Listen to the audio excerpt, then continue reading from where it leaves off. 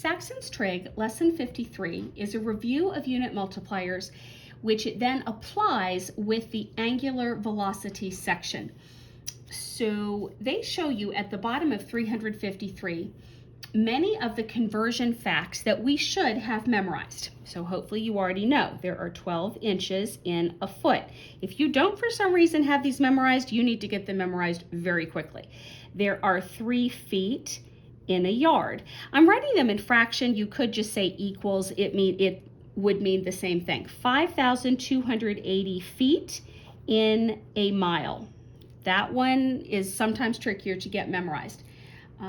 They do not show it to you here, but one of the other main ones is 1,760 yards in a mile.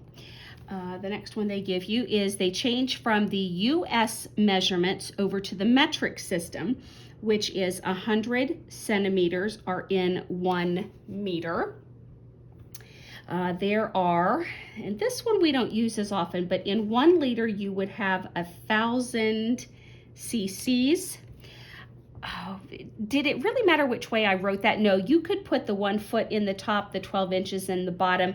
So it doesn't really matter that they shifted gears here and happened to put the 1 liter in the top. Same thing if you flip it. Here is a big one, 2.54 centimeters in an inch, because in the Saxon system, this is the only fact that converts from the US system to the metric system, so it gets used a lot. There are 60 seconds in a minute. I don't think we need to memorize that one. You probably know it from childhood. There are 60 minutes in an hour. And there are 24 hours in a day.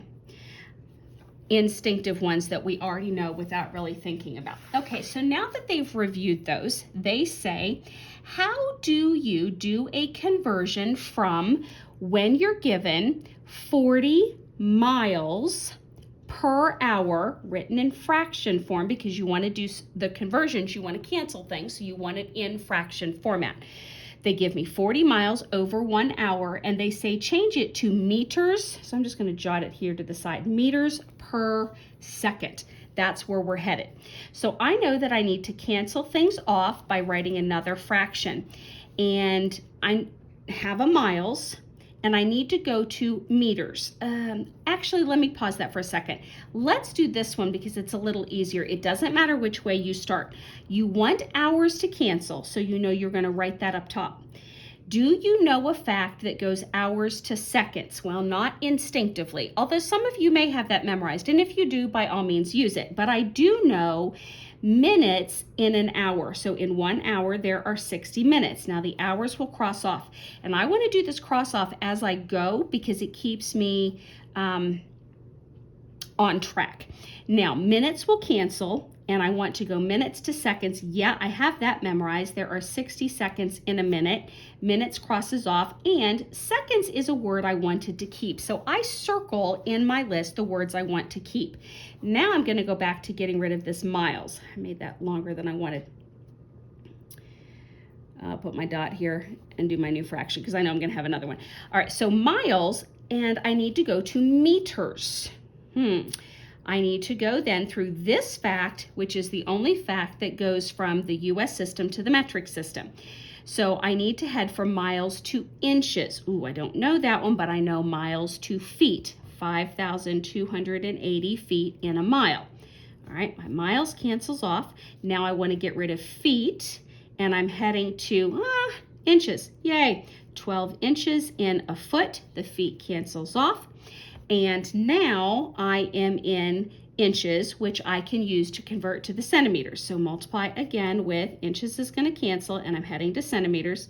There are 2.54 centimeters in an inch. Inches now cancels off, and I have the centimeters. Is that where I need to go? No, I'm not fully there yet. I'm going to run out of space, so I have to multiply and move this down here to a new line. So I want centimeters to cancel. Do I know centimeters to meters? Yes, I do. So 100 centimeters in a meter. Centimeters crosses off. I circle the meters that I wanted. So when I summarize this, I have converted to what I wanted, meters per second. Now, you can do this work on a calculator, but what the book will do is it will summarize in parentheses all the numerator parts written in the numerator multiplying together, except for the ones because they don't really count. So 40 times 1 I ignore, times 5,280 times 12 times 2.54 over top of, and repeat the same process for the denominator. 60 times 60, 100. That's all the numbers. And then what was the fact that I was going to? Meters per second. And here is how they will give the answer. So they do not expect you to necessarily do all of that multiply together. They just want to see that you know what you're doing. Now I have mine in parentheses. In this example, they put it with the multiply signs in between, and then in all of their answers, they'll use the parentheses. Okay, part B, the application of why we just reviewed unit multipliers. It's angular velocity. Now, I will give you a new conversion fact as we work through this lesson, but they remind you that you can have things in degrees per second, degrees per minute, and then radians per second, radians per minute, and then this new thing here, revolutions per second and revolutions per minute. So this angular velocity is based on basically a circle rolling repeatedly. So like the wheel of a car constantly moving. All right. I also, before I give you the formula, need to tell you that in it there is a fancy Greek W that is called omega. So you'll hear me refer to it. I want you to know what that works for. So the new formula here is velocity comes from the radius multiplied with the omega. And that's the formula you definitely want in your notes for velocity. Okay, now that you've got the basics down, they do some more explanation on top of 355, but they're trying to show you why what they're doing is working. I'm going to just move on to example 2. Let me check this dark here. The rim is not moving with respect to the ground. Okay, we're not going to worry about it. Example 2. The wheel of a wagon has a radius of 14 inches. Okay, so here my radius is 14 inches. Now normally I don't stick the words in with the problem, but in this case I do want the words in here because I'm going to be doing a conversion. Radius of 14 inches, it is revolving at 40 revolutions per minute. Now, I did not say this before. Oh, this, to make it a fraction, it implies over 1. Your omega is things not in wording that you're used to. So the revelation, how much it's revolving, rotation, those things are going to be falling under omega. Velocity is going to be the things that you're used to seeing, like the car was going at, or the wheel is turning at 5 miles per hour. So if it's the normal stuff, you're good. This is going to have radians in it, revolutions. Otherwise, it's going to be things that you recognize. Okay, so when it said it's revolving at 40 revolutions per minute, that doesn't sound like something I'm used to seeing, so that is my omega.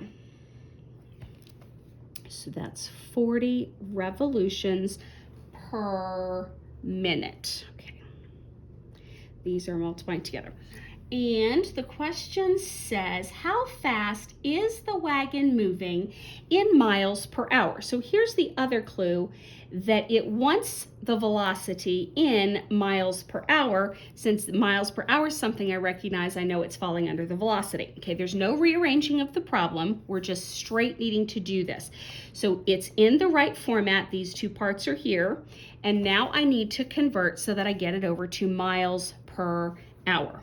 Okay, now you also need to know that 1 revolution is worth 2 pi radians.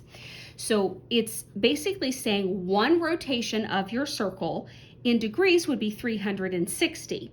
But in these, we're always going to do it in radian mode. So we're going to do 1 revolution is worth 2 pi radians. Okay, now one other thing to tell you. The word degree and the word radian, they're like our symbol parts that tell me which piece I'm using. There's not a conversion that makes that word go away. You can put it in and take it off as you need it. So if I don't want to keep the word radian in my miles per hour, I won't write it. I'll just use the 2 pi. Okay, so hopefully I have not confused you, and you'll see as we go along here. So revolution I see, and I want to get rid of revolution because I certainly don't have that word here. So 1 revolution is worth 2 pi, and I'm not going to write the word radian because I don't want it either. Now revolution can cross off. All right. Inches to miles. Okay, let's stop and do that one. Inches to miles. I don't know inches to miles. I know inches to feet. 12 inches. Oops, started to do the wrong fact. Inches cancels off. Feet then cancels, goes to the opposite spot to miles. 5,280 feet in my mile. Feet cancels off. I want to keep miles. Great. I'm getting there. I still have the word minute, and I want it in hour. So minute goes to the top. Hour goes to the bottom because that's what I need. 60 minutes in the hour. Minutes cancels off. I want to keep the hour. So now I'm down to miles per hour. Do I have any other word that nope, I've crossed everything else off. So we're ready to summarize. The velocity is 14, 40, 2 pi, 1 doesn't count, 60, over, 1 doesn't count, 12, 5,280, 1 doesn't count, miles per hour. And they did not multiply it out. They kept it that way. Now they did simplify slightly, and for no real good reason. They took the 40 times the 2 and wrote it as 80 pi, and they still left the 14 and the 60 listed there. This is where I would take it to and box my answer. Whether you put a couple of pieces together or not is irrelevant, and it's much easier for me to check your answers, and most of the time the answer key will keep them all separate, because when you start randomly multiplying things together, you've made life more complicated. Example 3. An automobile whose wheels are 30 inches in diameter. Ooh, wait a minute. My formula doesn't use diameter, it uses radius. But it gave me 30 inches, so we're going to fill in 50 inches, keep it a fraction with over top of 1. Is traveling at 40 miles per hour. Oh, I recognize that. So that's my velocity, 40 miles over 1 hour. What is the angular velocity, my omega? I don't think I said that before, that this is also angular velocity. That's what you would be solving for. Okay. What is the angular velocity in revolutions per second? So I need to jot down somewhere so I know where I'm headed. Okay, is this in the correct format for solving for the W? Nope, not quite. So this needs rearranged before my conversion facts start.